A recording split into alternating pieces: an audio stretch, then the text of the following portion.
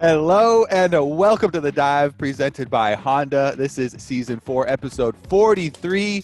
We are taking a quick break from Shadowlands and the off season to answer some of your questions this week, as well as, we got to touch on, first off the bat, Doublelift.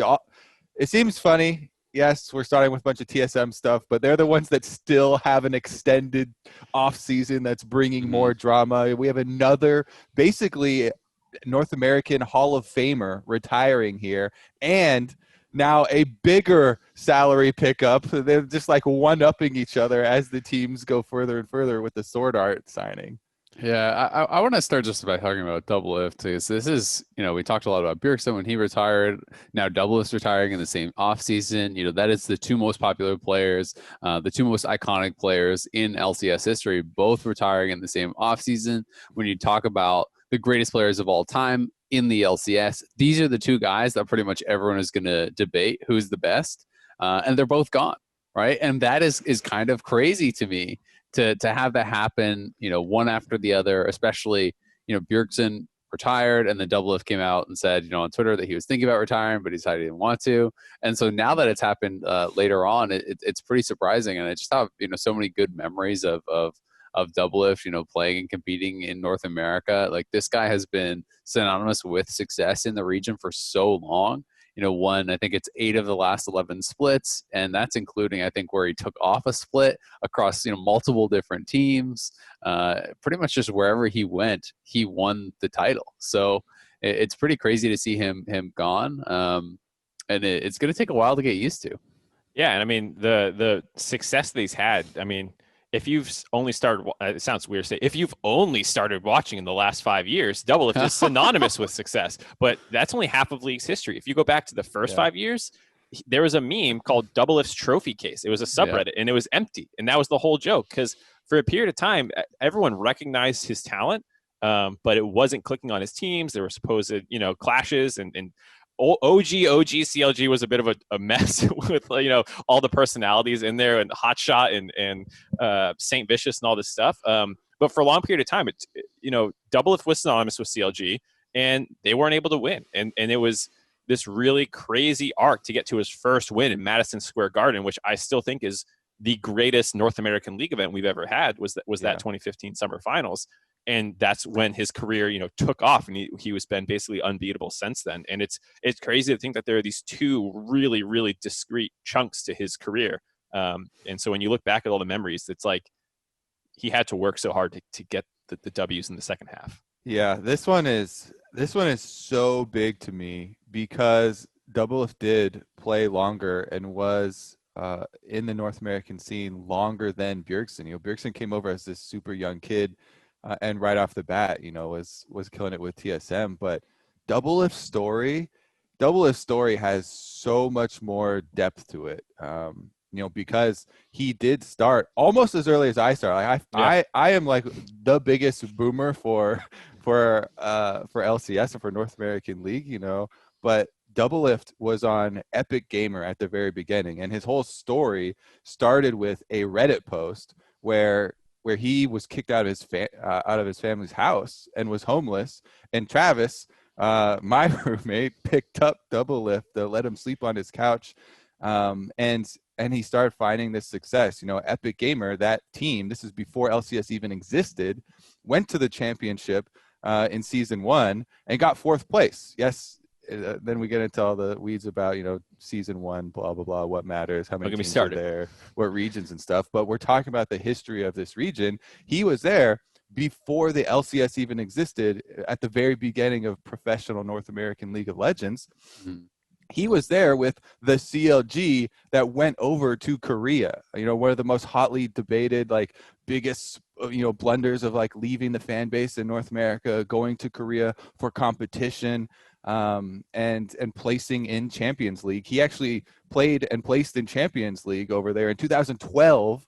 And then when the LCS started, like Mark is saying, going through the history of of this guy. It was always an underdog history because his story started with the family troubles and being homeless and being on CLG and trying to fight as CLG against the godlike TSM who had taken over. And this was when TSM just ruled North America. They won everything, swept everything. And it was always like Doublelift is this underdog on CLG trying to fight against TSM for so long. And then it culminated in the 2015 Madison Square Garden, TSM versus CLG match Mark is talking about, which I agree is this, to me, is still just the most epic moment. Yeah. This Madison Square Garden, completely packed with fans, all cheering. It's gonna make me cry because we're COVID and we don't have, stadiums or fans. We don't or have champions. fun anymore. It's emotional. Exactly. And I'm just like, Doublelift's retiring, and we got COVID, and we're losing everything, guys. But like that Madison Square Garden, and then this is just when he first starts dropping bombs. You remember back to then, Mark, where you're like, oh my God, CLG took over. Are they going to now be the next TSM and start a dynasty? Nope. Doublelift is leaving CLG. And it was just like, your head just explodes. Doublelift left CLG for TSM. This is crazy drama. Oh my goodness. And then you get into the era Azael's talking about where he's dominating on TSM, and then they just picks up from there. And then he leaves TSM for Team Liquid. It's like, oh my God, the bombs just keep coming. And then he also has the personal tragedy with his family and his brother, and like just the brain exploded, then your heart exploded, and it's just like it is. That we've got to make a full-length documentary feature film just about Doublelift. Not only is he a North American Hall of Famer, but it is just such a roller coaster of a ride going back through the whole story.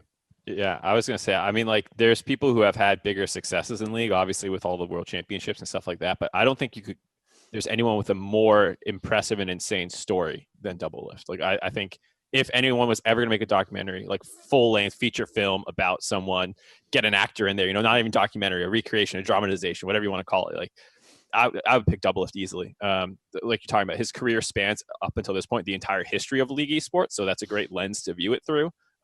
His growth with the scene's growth and all those different things, and like you're saying, for him, it was never just about league. I mean, it's true. I mean, league is his life. Yeah. And like, that's true for most pro players. Everyone kind of drops everything to become a pro player. But for him, I think there was a lot higher stakes and there's a lot more going on than just pursuing a dream. And how long-standing it is, right? When you think about, like, even when I think about like esports as my adult life, esports is literally 100% of my adult life. I didn't go to university. It was in high school I started doing pro gaming stuff, and I've been involved in esports my entire life. For Doublelift, that's true as well, but it's like only been as a pro, right? Like his entire adult life is just pro gaming and League of Legends, one game. And I think that, of course, it's going to be so like intertwined with like who you are and what you have done. And it's been this pretty incredible story. And something that I am personally going to miss with Doublelift is also just the interviews and stuff. Yeah. Like he's known for, the trash talk answers, the spicy answers. He would say it's like the honest answer. And I always appreciate that, because it can be hard to walk that line of like confident and cocky and not just get roasted for it. A lot of players have tried it over the years and kind of gotten burned by the fans, maybe, dumped on when something goes bad. So a lot of players give much more PR answers, just safer to do. And Doublelift has never really gone that route. So I've always enjoyed, his kind of clips and interviews and stuff that we get from the LCS. You could always expect him to say what was on his mind. If he thought his team was trash, if he thought they were going to stomp him, whatever, he was going to tell you about it. And that's something that I think made for a lot of fun interviews and clips over the years. Yeah, I think to that point about other people who have tried it, like a lot of times when other people try and trash talk, it feels almost like a little like I'm playing up a part. But with Doublelift, it was like that's just who he is. That was his identity. You're always wondering, yeah, you're always wondering, like, should you be saying this? Your foot's going to be in your mouth in a little bit. It didn't, like, a lot of trash talk feels like for showmanship, and a lot of times for him, like you said, it just felt like that's who he was, and he did it, for his whole career. So it wasn't like necessarily this phase. I think it changed over time. I got a little bit more. A little less trash talky as his career went on, but like, yeah, he was such a refreshing personality in the scene that I don't think there's anyone comparable. You know, there's been a couple people in the scene who have had really unique personalities, and he was definitely one of them. That's, you're not just losing this history, you're not just losing this career, you're losing this voice in the scene. And the thing about Doublelift's trash talk too, and where it comes from, is because he has such a deep history with League, and he put in his time as the underdog on CLG fighting up against TSM during the height of TSM's dominance. You build this up as the underdog, and then once an underdog overcomes and then you're on top, you just have so much confidence, you're just letting loose, and that sort of confidence to also not be too dissuaded by fan sentiment and social media and all this stuff that is really hard to deal with for young pros, and anybody in the public eye, really. You really have to build this up to be able to to handle it and have that confidence and that level of showmanship. It's really a special thing. Yeah. I mean, there's the one kind of like sad note to his story, I think, as far as his career goes, is that he never really had the international success. I do think, though, that despite what a lot of people have said, I think over the last couple of years, yes, there have been bad games, but internationally, he played way better than he did earlier in his career. And I do think he has stepped up. It's a shame that he never got out of groups. It's a shame that he didn't have that international success. But I don't think that's something that should be like this huge mark against him.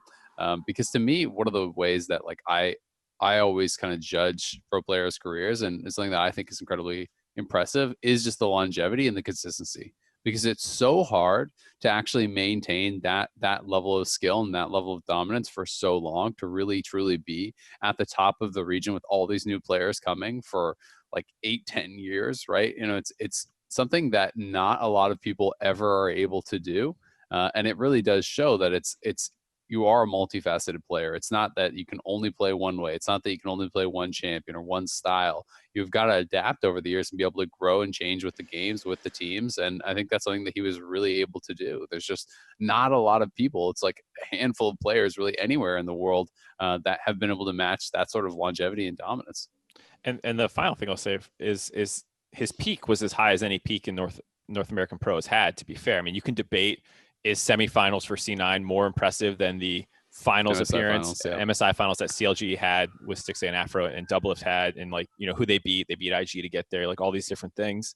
You can compare them, but at the very least, they're all in the same conversation for best achievement in North America. And yes, he's had more failures, but like you're saying about longevity, like just statistically, not everything's going to end in a success. It's more likely that you fail than you succeed. So of course, anyone with a storied career is going to have a lot of failures. At this point, how long has it been since Faker won world championship? Like he's had a couple failures now, not qualifying for, like, this happens to every great players that they have down points in their career. So Uzi retired earlier. There have been multiple people within Uzi's camp, and even Uzi on streaming, have talked about the possibility of coming back. With Doublelift leaving, and I know, talking to him, he's like, very much like, okay, I'm retired now. And I know Azael has been like playing WoW with him and stuff. And that's how I you know still, he's done, even if like right now he's washed really, up, he's a gamer dad. he's really fresh. He's fresh after retirement, so he's gonna be like, yeah, I'm totally retired. But it didn't take long to get Uzi back with his eyes on it, him being like, all right, you know what? All right, I fixed my health issues. Maybe I'll get back in there. Is there a world where we turn around and we like, all right, Double, we got you a great support, speaks perfect English, and it's a super team. Get back in there for an actual crazy return arc, just to make the story even more crazy? I mean, I think it's definitely possible. I talked to him a bit about retirement and stuff, and I just know from my experience, it's like, in talking to him, Worlds is like the big thing for him now, right? Because that's like the thing he didn't achieve. So right now, right after Worlds, it's the easiest time to be okay with your retirement. Yep. Because it's the furthest away. And that's how I felt when I was playing WoW at the end. It was like, okay, at this point, all I care about is BlizzCon, right? And if something goes bad at BlizzCon and you lose, and something goes bad at Worlds and you lose, you're like, I have a whole friggin' year of grinding every day just have a chance to do this one thing that I want to do, right? So like it's so daunting. And if that's all you care about at this point, I mean, he's won LCS so many times. He has done that, right? He's looking for something more. So I could see as the year progresses, that desire getting there, because it's going to be hard. It's really hard to sit on the sidelines as a spectator and watch other people have success and be like, I could be there. I could still be doing that. Like you're going to get that itch. You know, if there was a time, I would think it wouldn't be in spring. I would think you might start getting that itch in summer. But then it's a question of, can you find the perfect roster to actually make you want to come back? Can you maintain your skills at the same level? Like, are you still going to be grinding every day to be worth, you know, building that super team around? I will say, I don't know what Kobe's about to say, but we do have a question about Worlds attainability, and I think it was a Twitter question. Maybe it was one of the anchor ones coming up, because we will be doing a bunch of questions this episode. So I don't want to speculate on like, is it even a good goal? Because that is an interesting conversation, but I know we're going to have it later. The only thing I'd throw in there as well is that like, it sounds like there has been some drama this offseason at TSM, and we don't have the whole story yet. Hopefully we do. I don't want to go down the rabbit hole. But it is one of those things that does make you wonder, you know, like, as you're saying, as time progresses, does that itch return? And is it just like a fresh wound with, you know, your friend retiring in Bjergsen and going 0-6 at Worlds, and like all these compounding factors that lead to the decision to retire, and if he comes back? Well, I actually also was, I was going to say that this conversation leads right into SwordArt. Because you're talking about, you know, what supports could we get with them in super team building and stuff like that. I think we should move on to the next little piece of TSM info before we get to the questions. I know this is taking a long time, but we keep on having these big retirements. Just quickly on SwordArt, I do think it is a great pickup. I know the price tag is really big, and they did have stuff come up with the taxes, and so that's, you know, there was this big bump where TSM, you know, and a lot of Western companies are usually used to giving salaries in pre-tax numbers. And a lot of times, if you're doing business in Asia, you have to specify pre-tax or post-tax. It's very, very different. And so that's why there's such a big price tag on SwordArt. I do think it's a great pickup. I'm not going to go into like money managing and like, oh, maybe, you know, overspend, underspend, that type of thing. But at the very least, I will tackle the topic I've seen come up where people are like, oh, it's just going to be TSM, like when they brought in Yellow Star or when they brought in Mythy again. They're trying to sign a shot calling support to fix the team's macro and shot calling, and it's going to be a bomb. I think that SwordArt is a very different story from both of the supports, and especially like the Yellow Star time, because SwordArt was just in World Finals, very clearly still has really strong mechanics, and already from the like small clips of his stream and stuff, you know, his English is great, and he's very, very focused on you know, on controlling macro, on trying to you know, help the team in that way. So I do think it's a good pickup. That's the last I'll say on this. You guys can chime in, and then we can move on to the questions. No, I don't have too much to say. I mean, top 5 support in the world that you just brought over, you know, like that's almost always going to be a good move. I mean, there, like you said, there's the price tag component, which we're not exactly sure, like, is this bankrupting TSM or ruining their ability to, you know, like that's a GMing question more than like a just player question. Because on the surface, yeah, SwordArt's incredible. I agree with your point about like, he is a veteran, but it's not like it was with those other two players where their mechanics were not their not the big focus for them. SwordArt still has absolutely incredible mechanics. Mm-hmm. Yeah, it'll be interesting. I mean, I think I'm really interested to see how Lost is going to do with him as well, right? Because the understanding was that SwordArt was going to come to play the spot lane with Doublelift, right? And that was going to be kind of like why they were going so big on a support. And I do think there's going to be some pretty big shoes to fill for Lost. You know, he's going to have, I think, a really good season for this to honestly kind of be worth it, right? If you spend $3 million for SwordArt to come over here for a year and you're losing lane, it's gonna be tough. So Excited to see how it does turn out. So we're going to do something a little bit different this episode. If you guys watched the last episode before we took a break for Thanksgiving, we were talking about doing kind of, mailroom type thing where we take a bunch of your guys' questions. We always get so many more than we can answer throughout the year. And since there's so much to cover during the year, we wanted to do some kind of bonus off-season episodes that we wouldn't normally do and try to get through a lot of your questions. So that is what we are going to do now. We have compiled a whole bunch of them, and we are going to start going through some of them.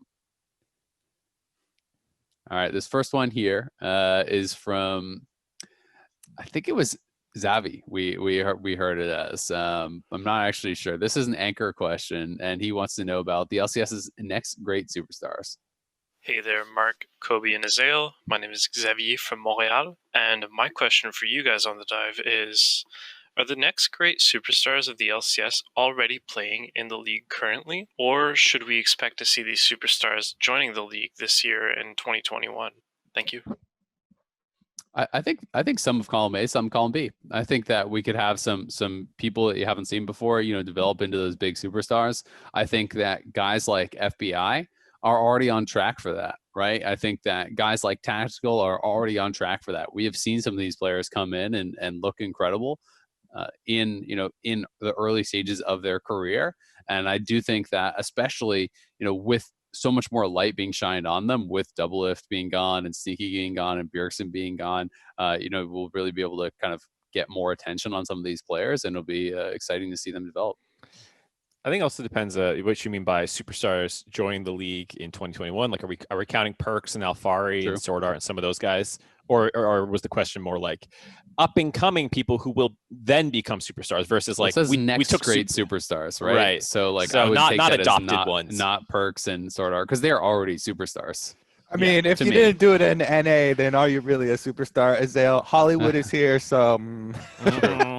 I'd say that there's also players, like you're saying, who could be on the come up, and not necessarily in this year even. There better be, Mark. I mean, you better hope there's some goddamn stars on the rise coming in. We need them. I think, there's some of those players who are getting their first shot now, and I know we'll talk about the turnover rate this year, and some of those guys will probably need some time to develop, and I'm looking forward to some of their personalities. Like Niles is someone who I don't expect to dominate on Golden Guardians this year, but he's a really funny guy, and I've always enjoyed watching his interviews and stuff, and he's very personable in the collegiate scene. So, I hope he turns out to be really good, so then we can get some, louder, brashier personalities in the scene. What are you laughing at? It was just like the delivery of he might not be the next superstar, but he's really funny. I'm saying this year, I don't think he'll Golden Guardians is clearly a development team. No, it was funny because I was scaling, Mark. I was talking to Tactical and Papa Smithy and some people yesterday, and they were also specifically mentioning his personality and how funny he is. So I just like that combination. But I have to reiterate, you better hope there's some more freaking superstars on the way that are still to join. Like guys like General Sniper. He's too young to even get signed as a streamer for a team right now. And that is North American talent as well. So I would really, really hope that there is, column A and column B, because everybody should be super excited for. Tactical and Spica having performed at Worlds is a really big thing to me, and Spica especially going into probably the most dangerous job of League of Legends, the TSM jungle position, and still showing two of the most important things for junglers, confidence and innovation, is really big for me. Then obviously I think Tactical dominating goes where you guys are just typing up a storm. Tactical's performance at Worlds goes a long way, and him having the perfect mentor in Core JJ is definitely setting him up for success as well. All right, next one here. This one comes from Vee U about lane assignments. Hey guys, my question is, do you ever think that the lane assignments is something that will ever be experimented with in League? It seems like this is one of the oldest aspects of League, yet it is one of the things that is the least experimented with. Teams for the past 10 years have really just been handshaking that there will be one mid, one top, one jungle, and two bot. Could there ever be a team that one day pulls out a cheese strat with a Yuumi attached to a mid laner, for example? And I know that there was technically the lane swap meta, but I'd say that's just a mirror of the current lane assignment and not really an innovation. Thanks. I think changes like that are really good when they are options for strategy, and it's really hard to balance the game to have options like that that don't come over and dominate. Because you would also say another iteration of this is funneling, and I think we can all agree that funneling is booty. Everybody hates funneling. All my homies hate funneling. Nobody wants to see that shit. Only the boosters like funneling. Okay, so you have to be. It's like it's such a dangerous thing to mess with, and it's really hard to balance.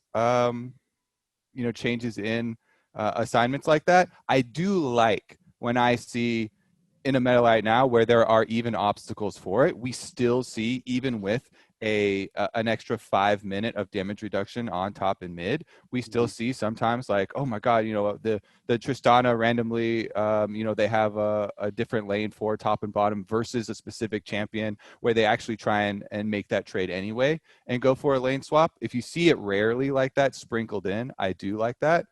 And I will also say that lane swaps were experimented a lot at the very beginning. And since Riot made changes to actually remove some of those options and make it a bit more stricter, I don't see that being reversed.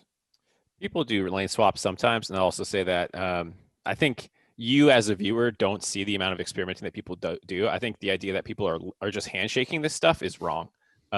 People do actually do a lot of experiments, especially at new seasons. Like when Rift Herald was first introduced, and I was still with the team. They were like, I think I was still with the team. Maybe I wasn't, but there was a lot of practice about like, hey, what if we put our bot lane top? Is Rift Herald the more important objective to control early on than, the dragon? And so like whenever, sorry, people do these experiments, and people aren't handshaking like, oh, we just assume this is the best way to play. It's the best way to play. Generally speaking, there are really niche situations you can get into that you can do these different strategies that Kobe's talking about, but it's not just a handshake that people don't experiment. They do the experimenting and they keep landing on this because it's the optimal way to play. The same way it's not optimal to put 5 centers in basketball and play with a team of 7-footers, even if you can theory craft a situation where you're like, we'll get every rebound. It's like actually not the right way to play. But the basketball one is kind of funny because basketball has evolved from, a game that was played so heavily around big men in the post to shooting now, right? Now, like everyone shoots threes, right? And even like football has evolved in a way where people talk about like going for 2-point conversions. And so like games can evolve even within the same restrictions. So there is possibility for that. But I do think that partially because Riot, generally wants to have this more standard meta. Like there are changes, like Kobe said, that discourage these other sort of things. So I do think it might require metagame changes, like as far as like meta systems changes on Riot's end, because there's a reason that you don't necessarily put the Yuumi mid with your mid laner, because most mid laners are champions that are very reliant on experience, right? So it's solo lane experience. It's the same reason that most of those champions don't function as effectively in the bot lane. There are exceptions though, and would be cool to see if we can get some innovation in the future. Definitely do enjoy watching that myself. Next question here comes from Luke Spitzley. Has rookie investment gone too far? Hey guys, love the show and hope to hear more from you soon. My question is about rookie investment in LCS and whether or not that has gone overboard. A majority of C9 Academy will be making the jump to LCS, and other even less proven talents will be starting when competent veterans like Hanser and Cody Sun aren't playing. Let me know your thoughts. Right off the bat, I was thinking, even with just a little blurb at the beginning where you're like, has rookie investment gone too far? Just like if that's the title of an article or something to be like that's the clickbait. That's like, getting you interesting. No, it has. I do see where you're going with this, and I think there is a possibility of because all the GMs right now, are under a lot of pressure. Obviously, if you're running the team from the money perspective, everybody's like, why can't you find the next tactical? Or hey, you had the chance at this as well. Where's my value from? That is always going to be a high priority. And I do see some overcorrection, with fans as well, where they're like, oh, this player is now 26. Get him out, too old, stuff like that, where people draw hard lines. I don't think it has gone overboard yet, but I can see the areas where it would, where people are just so enamored and with the idea of like finding the next big star, and they throw away someone who still has a lot of drive and is looking to improve and stuff like that. I think that it's also like a lot of this is just on the team side, right? As far as I think that teams' perspective on how to build their roster has changed. I think that with the huge spend that is happening at the top of the league, when you look at TSM and C9 and Liquid, not every team is going to be able to match that. And I think teams' opinions on what success is going to look like and what they should be going for has changed as well, right? So a team like Golden Guardians, who's losing a lot of their players, instead of just picking up veterans and trying to get sixth place or whatever, is more willing to have a rebuild year now. I do think that is a good thing for the league, and I do think that can help foster more talent coming forward in the future. But not every team is just going to go for the highest possible position in this next split every time. Right, teams are going to be looking to build further down the road. Some teams might be looking 1 year down the road. Some might be looking 2 years down the road. And I think that the goals are going to change, and I think that's okay. I think that's a good thing. As far as like the Haunter and Cody Sun stuff specifically, again, I think that's more of like a specific GMing question. Like, are people evaluating players correctly? Should some of these players be in a different place? It's hard to say. Because even Solo, that I've heard, doesn't have a spot, right? And that seems pretty crazy after his performance. Also, the age thing, I completely agree with Kobe. Like, it does feel like sometimes people go too far the other way, where it's like, oh, this player's too old, like, get rid of him, he's washed up.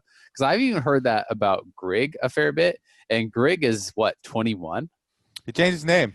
He's Armao, or yeah. Armao? His Is it Armao or Armao? I don't know. But like enough. that one to me was like, it was funny because I watched the intro video, like Spawn did the TL Academy, roster announcement, and he's like, he's only 21. I was like, damn, everyone's saying, like he's washed. He's washed. He's at his chance. The man's 21. If you perform poorly in some TSM games, then you're gonna get that death note. Yeah. I'll say that, like, I could see this being an overcorrection year a little bit, but I also think that we're overdue for one in a sense where, for too long there hadn't been enough opportunity given to rookies. And what I understand from we had Hunter on Hotline League talking about this in depth quite a bit, about how COVID has hurt a lot of the teams that have NBA backing investment and budgeting for future for all of their teams and stuff has been cut a little bit. And so for some of these teams that can't go out and sign 3 big name free agents, you're not going to win the championship that year.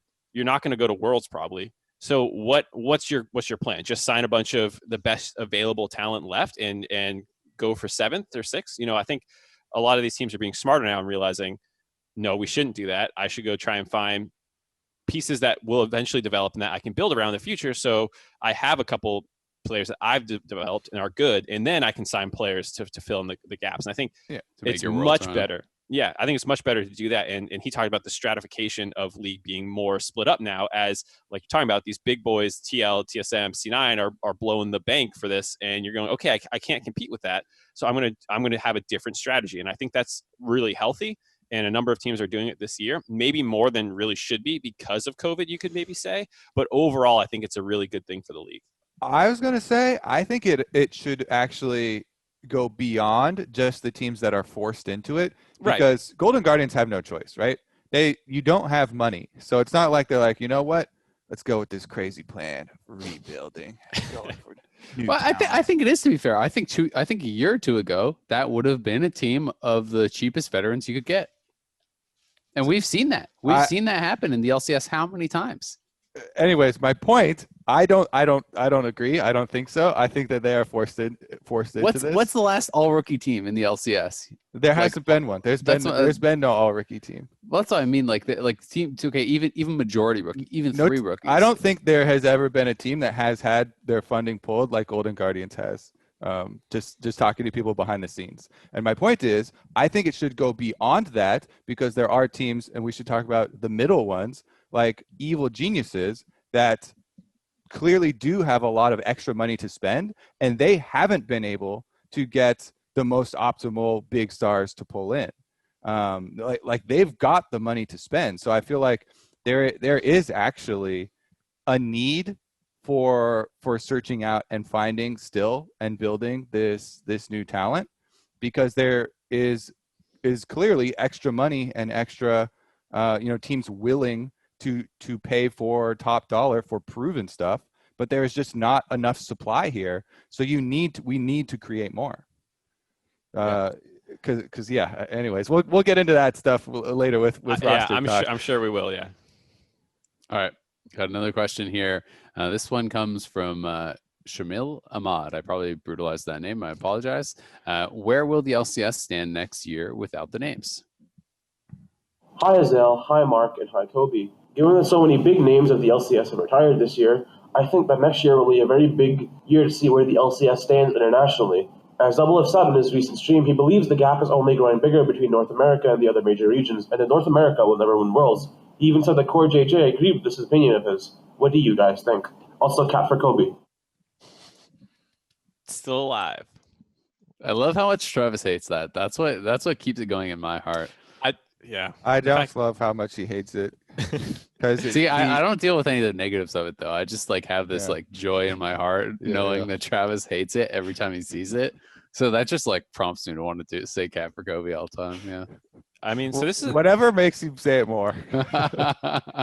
This is an interesting question because there's two elements, like struggling without the big names in a competitive sense and in a like engagement sense, or fan viewership kind of thing. And it sounds like he's talking more about the competitive angle. Mm-hmm. And the idea of the gap growing is a tough one for me to agree with holistically. I think in the short term, the gap looks like it's grown. There's 2 years in a row now, no teams out of groups.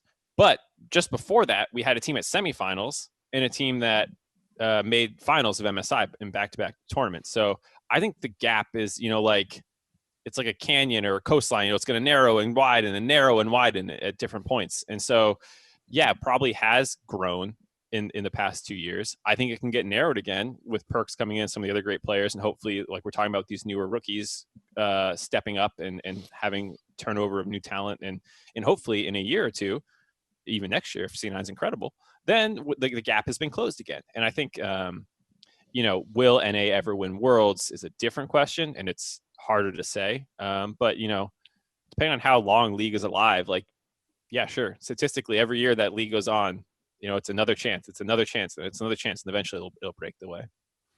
I believe I also saw another comment from Core JJ when he was talking about in-houses and all this types of stuff, where he does see the future of the region needing to build up a lot of the new players and showcase a lot of them too, is why he's putting so much effort into this, and also recognizing that there needs to be space made for kind of an updraft. So how we're going to deal with losing those big names is creating new ones, and everybody loves to see whoever is at the peak of their craft, right? You always love to see whoever is the best at anything. That's why there are all these random shows on Netflix, like who's the best sword maker now, who's the best glass blower now, all these types of competition. I'm like, hey, I'll turn into that. Yeah. I don't care. It's the best at anything. I want to see what the best at any specific craft is. We need to keep doing that and building up the new ones for a league. I'll watch that. We got is tactical going to be the next one? Is it some unknown youngster coming in? Those are the types of things we got to go for. That's sports, right? New stars rise up all the time, and I think that we're going to continue to see that in the LCS. I'm actually really excited about this new season because of that, because I want to see who is going to step up and become those next big stars in the region. All right, the next question here comes from Kevin VanEgdom, and it's a question on the League of Legends Hall of Fame. Hey guys, I just wanted to quick ask about your thoughts on a Hall of Fame for League, and just kind of thoughts about how that would best work, whether that's something that could be viable in the future, that look like an international Hall of Fame, would it be a regionally based thing? Just think it'd be really cool, especially with some of the timings of our greats kind of leaving the scene now. So thanks. Hell yeah. Yeah. We've talked about this a lot in the past, you know, even just like within the LCS team and stuff. We talked about this, you know, the casters and producers and everything. I think it would be really cool. I personally think it makes more sense to just have, like, you know, each region has their own, you know, Hall of Fame type thing. You know, maybe there's some sort of global thing, but then the criteria becomes much more complex. There are, you know, who is voting on this? Is it just purely based off international success? Is it significant contributions to your region? Like, how are you doing it? And that varies so differently, you know, for every region. You know, some of the minor regions, would they even have players in it? So to me, it's like, it just makes sense to have your own. And I do think that at this point we have, you know, a lot of players and a lot of people that have contributed significantly to the sport and to the league. And it would be cool to see them recognized. And I think that, you know, some of the players, you know, that retired this year, right? You know, very clearly guys like Doublelift and Bjergsen should be in there. That's no brainers. Those are, you know, like first ballot, you know, you're in the Hall of Fame. And I think it would be cool. I would love to see that, you know, especially like, I would think it would be cool to even just like visit something like that, you know, if it was like an actual physical place that you could see, you know, and see like memorabilia or like their best highlight plays and like this sort of thing. I think that would be super hype to like go to LCS and there's like, you know, Hall of Fame thing that you can go in and kind of stroll through memory lane of some of the coolest plays and coolest things. Yeah, I like that idea a lot, and I think to the caller's point, it's a good time to do it. You know, 10-year anniversary of kind of league esports and league as a whole with L10 or whatever, league 10, whatever it was called, and like you said, a bunch of big names leaving. I think it's definitely hopefully time to start exploring some of this stuff. All right, next one here comes from Mitchell Fairchild. He wants to know about free agents with successful resumes. Hi, Kobe, Mark, and Azael. Hope you're having a relaxing off-season. When considering the value of a free agent, there's a lot of stock put into their past successes, such as domestic titles or successful Worlds performances. In your opinion, how much value should you place on a player's resume, and at what point should it start being outweighed by their current form? Shout out to Honda. Thanks for helping this show happen. Let's go. Nice one. We Doing our like plugs that. for us. I think that it should current form should immediately outweigh any past performances like that, especially since you're mentioning titles won, because it's so much of a team game, and you obviously have to go in and look at this title series and see how that person even performed within that individual title series. So, you know, every GM, every coaching staff, scouting staff get into a much more granular looking at the games. Obviously, they don't just look at, you know, gold medals or you know, any type of medals or titles, but especially even just theoretically, your current form should be number one, you know, priority. Yeah, a lot of competitive things are, what have you done for me lately kind of endeavors, and league should 100% be that way. I don't care you won Worlds 2 years ago. What are you doing now? I do care a little bit.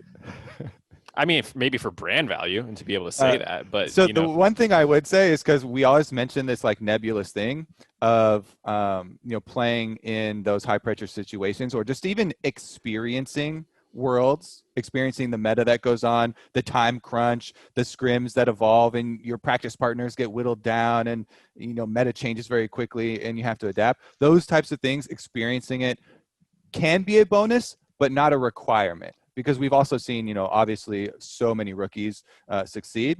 So that's why I would be very nuanced with it and be like, okay, this is a bonus, but it's not a requirement.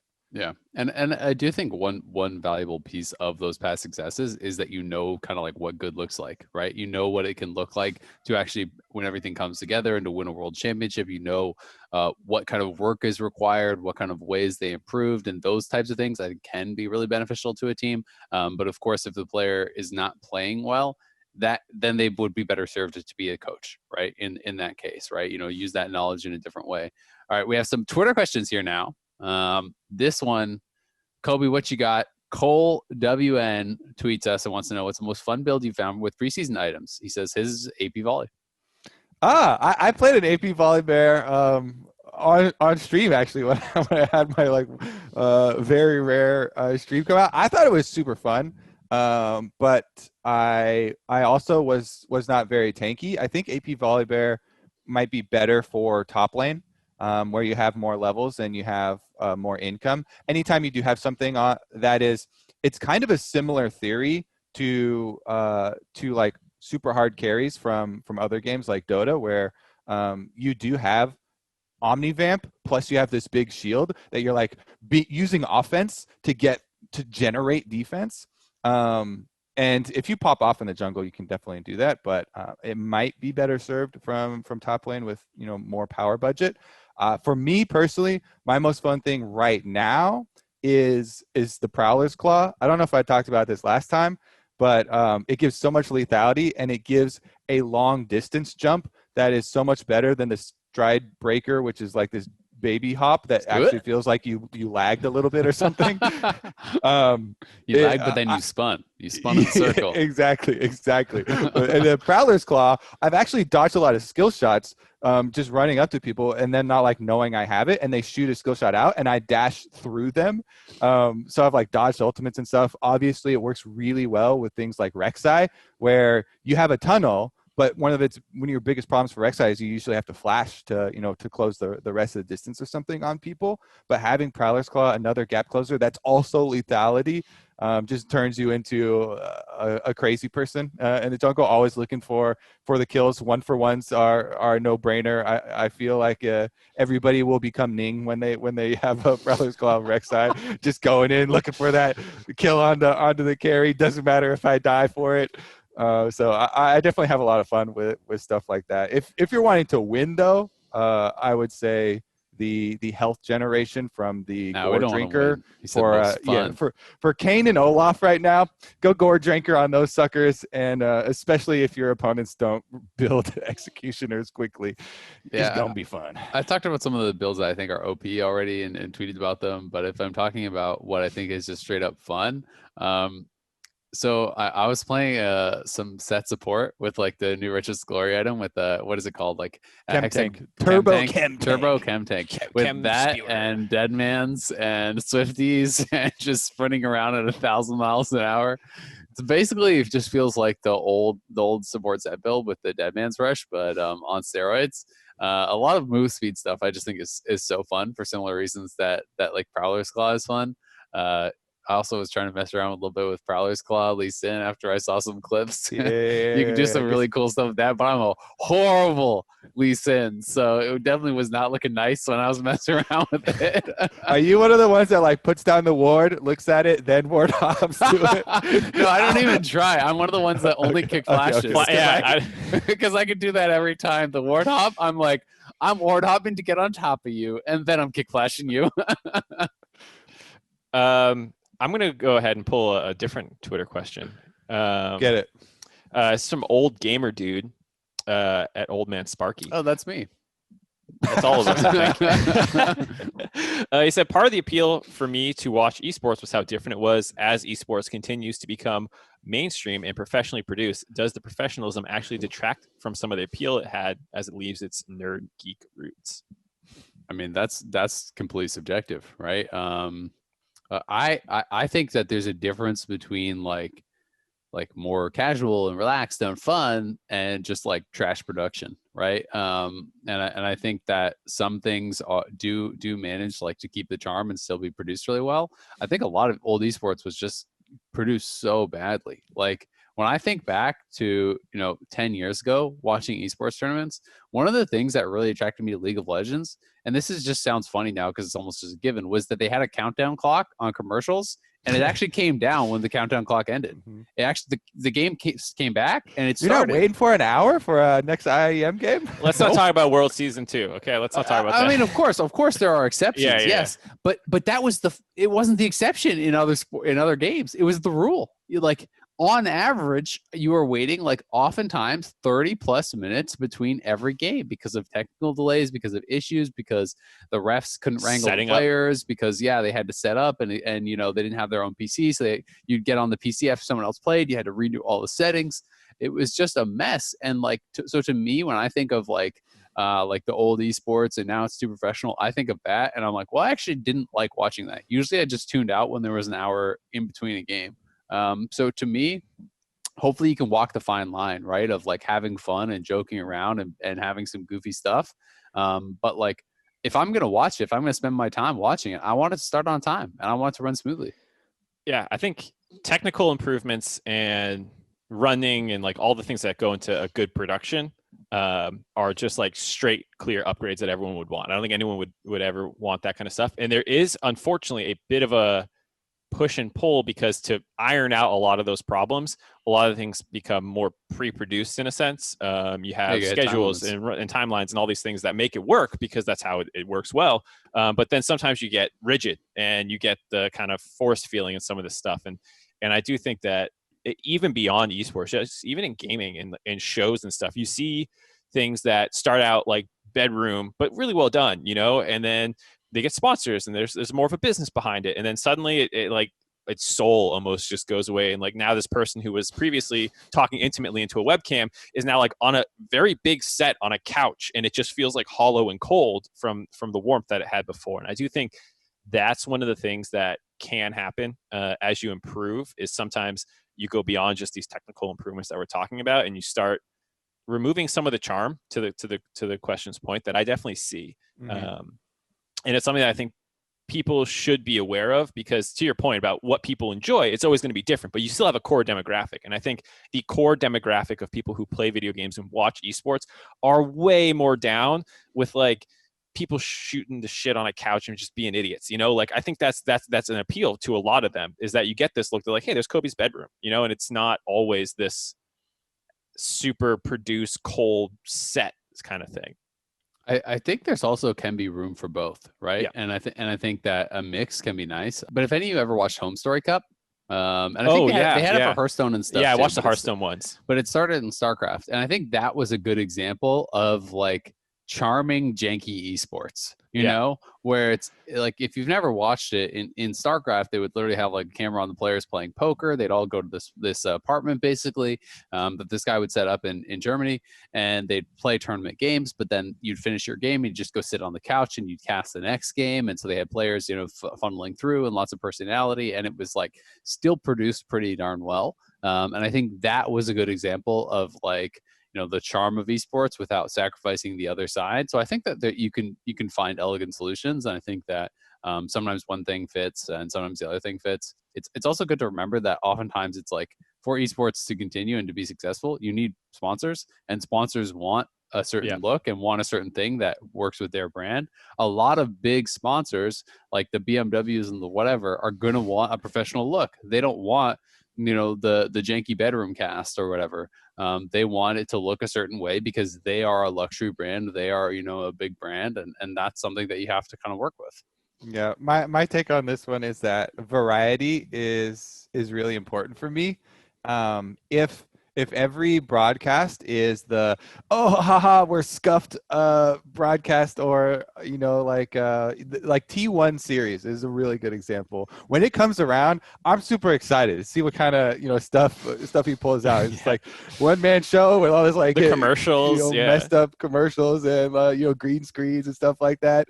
If that was on every week, I don't think that it would keep its appeal and charm. It might last a while, but like if you have that repeat all the time, I don't know if people really want to have scuffed broadcast all the time. So I think variety is the way to go with it, because again, we don't want to lose that part either. I genuinely super enjoy those types of things when they pop up. Part of it is because it's more unique and rare now.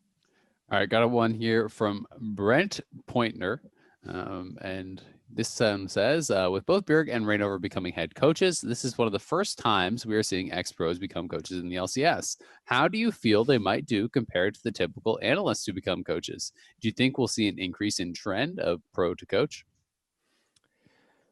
I don't think we'll see an increase, because I think when the scene is new, that's the best time to be like, hey, guy who played professionally and understands player mindset, why don't you become a coach? And I think as you go on and coaching infrastructure improves and there's more of a ladder to climb, so to speak, between someone who can just demonstrate their value as just an analyst who's offsite, then maybe to onsite, then maybe to assistant coach, like those kinds of things, scale up hopefully. And I think there's still always going to be value for player or a player to a coach transition. And so, people like Bjerg and Reignover, it just makes sense a lot of the time to be like, hey, you were really smart about the game. You're a great player, and you still are obviously very interested in the scene, and you don't want to become just a streamer or something. Like this is probably the obvious career advancement, and they're probably going to be pretty good at it, at least because they were smart and they have what seem to be good mindsets and personalities for working with other people.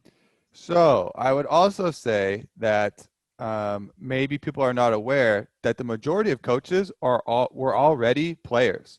Lustboy was a player. Loco Doco was a player. Song was a player. Kane was a player. ThinkCard was a player.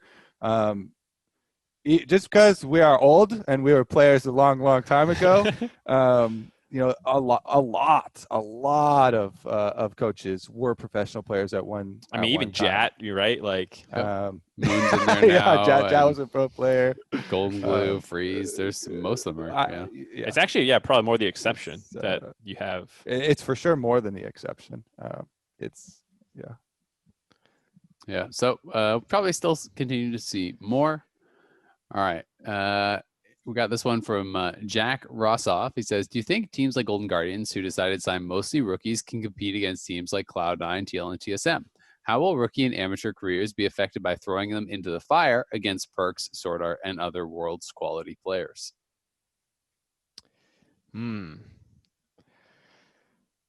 I think we've seen this before, players who get thrust into the spotlight before they're ready, or maybe there's not enough of a support system around them, and it hurts their confidence. It hurts the public's perception of said player, which can feed into that as well, just based off Reddit comments and tweets and stuff like that. So I do think that there is a semi-legitimate concern to worry about something like this, but I think it's hopefully something that teams and players and fans even get more aware of. Is like, this player is not expected to go up against Perks and beat him. Like the expectation is that he will show something good and can actually level up over time, and you give them breathing room to make these kinds of mistakes that they're gonna make as a newer player going up against a world's finalist. And be prepared for those kinds of things. Organizations presenting their players not in like this team's going to worlds, but like, hey, this is a really young guy that we believe in, has a lot of room to grow, and this kind of stuff, and telling that story, which hasn't been told. That like the amount of times that teams have leaned into the narrative that like we don't care about worlds is like close to zero. Teams rarely embrace that idea that we're a development team, and I think saying that actually endears fans to you and doesn't push them off. And I think teams need to do that with the young players. Yeah, I mean, Golden Guardians. Hunter put out the video talking about, hey, we don't have the funding that we thought we had before. So, yes, we do get a decision, but our decision is, what to do with a lot less money. And, most established players are going to be negotiating for, much, or at least a little bit higher deals than these unknown, very, very, very green players, or very, very unsuccessful players. And you do have to have those realistic expectations. Honestly, you're asking straight up, how are they going to do against them? I think Golden Guardians are going to get smashed. So that's what I'm expecting. That is going to be the intro for a lot of these games. Is it's important to set the table. Hey, these guys are probably going to get smashed. They are newer players. They are not as good players. The team has a lot less money. Then if they overcome, and if they, do have this growth and they improve by playing against this super strong competition. And when I'm playing a new game, I want to set it on high difficulty. I want to play against players that are better than me at this game, so that I can learn from that. I can get better. That makes the comeback story or the underdog story pay off. Like that's what it's all about. You have to set it honestly first to be able to have the payoff at the end. The glass half full side of rookies versus vets, I would say, is like, look at the LEC in summer. The top two teams in the regular season were Rogue and Mad Lions, right? And halfway through the split, it was like, are Fnatic and G2 even going to make playoffs? They were down around, I don't know what it was, 5th to 7th-ish area. Mm-hmm. Of course, they ended up, being the best teams anyway. But You can have young teams compete and you can have young teams succeed. I don't know if it's going to be this Golden Guardians team, but I am hopeful that we will see, as more and more attention is being paid to rookies, that more of these good players are getting brought up and we start to find more consistently good rookies, because we have come to expect in NA that rookie means not good, almost like that's almost how it's instilled in you. But we do see teams with like no Worlds experience from other regions go to Worlds and slam, right? We see these teams with players that are brand new, exploding onto the scene and having incredible success. So I'm hopeful that we can start to build towards that in North America as well. Another question here that's kind of along this line is from Kirby at Kirby99 with a 1 for the I in Kirby. With the moving of the entire roster for what we can assume is big money and the acquisition of a very promising future-looking roster, would you say that FlyQuest won the offseason? And if not, who else is in contention? From EU, they already missed Perks. And I don't think we need to power rank them, but at least what are your guys' thoughts on the FlyQuest moves? I would not say that they won the off season. And if we are getting into analyzing, efficiency and money and who has money, who does not have money, what they did with this money, I would like to watch that behind the scenes, little documentary or whatever, but we don't have that information. I have, some bits and pieces of what people have said about things that went on. But I don't nearly have, full enough info to be like, this was actually a big brain move, because I've had so many times where, I'll meet up with someone later and ask them, oh, so at the beginning of the season, X thing happened, this signing, like you guys killed it. And they're like, that is not what we wanted at all. We didn't even think that was going to work, or, this big thing blew up. And there's so much, speculation that goes into it. That all being said, I do think FlyQuest did a good job in the off season. I like the little Cloud9 package that they got with Palafox. All right, cat time. Mark, get him back up here. That was adorable. Oh, I didn't see him. What are you doing, he buddy? climbed up on your that was adorable. Oh.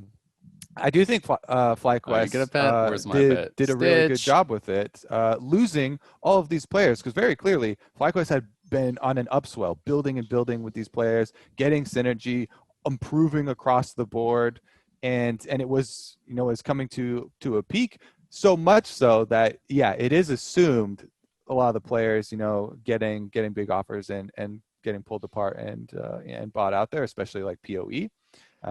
But I'm incredibly excited to see Jose Diodo, Palafox, Christian. I play solo queue, flex queue with him a lot. I'm super excited to see what he can do on the stage. Don't mess this up, Christian. So I'm definitely going to be hyped for FlyQuest games.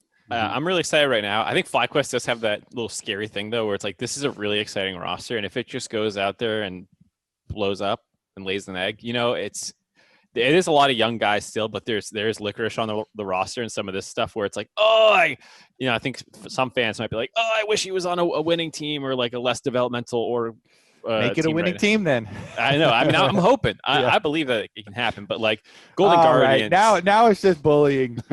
Mark's. Azael called him over. Why, buddy? He doesn't want to stay up here. He's Bye, Stitch. He's like, lay me down. But I think FlyQuest having a little bit like a potential superstar on their team already puts a little bit extra pressure on them to be better now than a Golden Guardians is potentially facing. Mm-hmm. Yeah, I agree. It'll be interesting. I think there's just got to be different expectations, like Kobe was setting. A lot of his expectation setting the table for like what a team should do, what success looks like for your team, and then judging your success based off did you over or underperform, on those expectations, right? And I think that's something that we'll have to do for LCS, and that's something all these teams will have to do for LCS.